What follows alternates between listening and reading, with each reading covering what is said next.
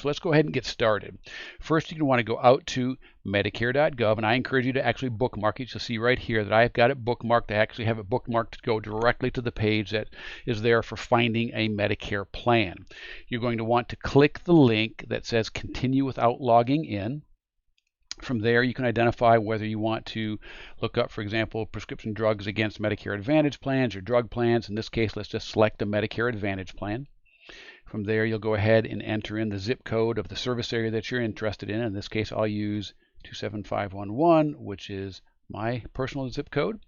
You'll identify whether or not they get any type of low-income subsidy, extra help, Medicaid, that type of thing. I'm going to say in this case, the answer is no.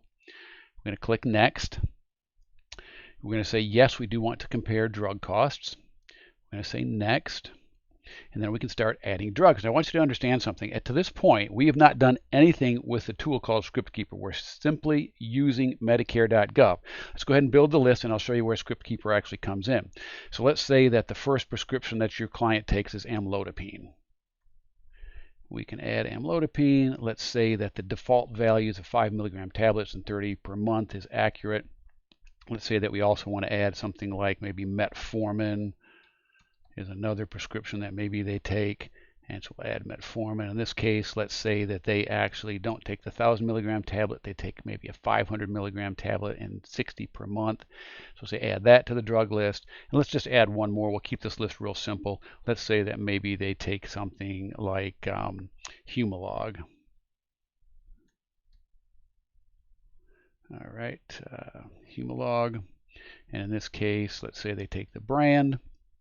Let's say that they use the Quick Pen, and let's say that in this case they do get the 3mm pen in a 5-pack. They use one of those 5-packs per month, and so we'll add that. And let's say that's the complete drug list, and so we'll say done, and then it's going to want to know what pharmacies they might use. And in this case, let's say they're very cost conscious and they want to look at anything that might get them the lowest price. We want to enter a number of different pharmacies in, like mail order, for example, maybe, and I'm just picking random ones, CVS, Harris Teeter, maybe Walmart.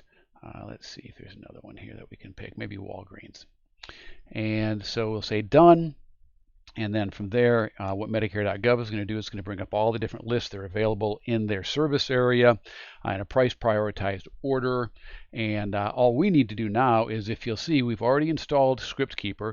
There's a little icon up here, right here, and if I click that, it is going to give me an opportunity to actually save the drug list that I just created. So I'm going to click right up here where it says the green Save New, and I'm going to say Save New, and it's saved all the data that I entered in to Medicare.gov into basically a list, and I can now copy the identifier for that list and save that identifier any place I might choose to do. And in this case, let's say that I save all the information from my clients in just a simple spreadsheet. You might use a CRM or whatever it might be, but in this case, let's just say it's a simple spreadsheet.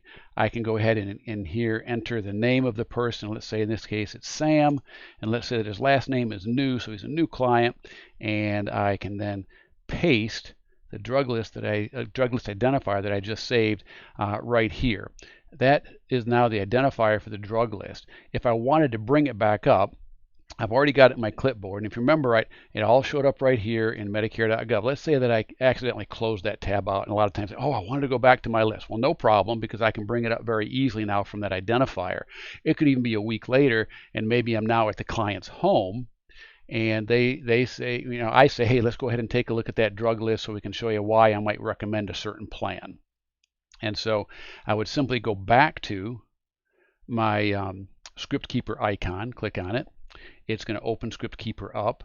I can then paste that drug ID in that I saved before, and I can say load. And it's going to bring me right back to the place in Medicare.gov that I left.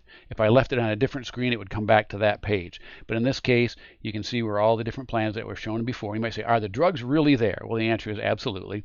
Go in and view the drug list, and you can see very quickly I had put in before amlodipine, Humalog, and metformin. They're all right there. And you might say, well, okay, that worked with a Medicare Advantage plan. Well, what about drug plans? Well, if you use Medicare.gov Medicare.gov much at all, you'll probably remember that in the upper right-hand corner there's a link that allows you to toggle back and forth between Medicare Advantage plans and Medicare drug plans. So I could simply click that link, and all the drugs are now going to come up against the various different prescription drug plans that are available on Medicare.gov. Doesn't matter where you are in the country, doesn't matter what plans, they're all going to show up because it's simply Medicare.gov. All we're doing is capturing the information that you type in, saving it without any PII or PHI, and allow you to bring that back up at a later date. So I hope that helps everybody. That's just a really quick demo. If you want more information, you can check out some of the other training videos that we have available as well. Have a great day.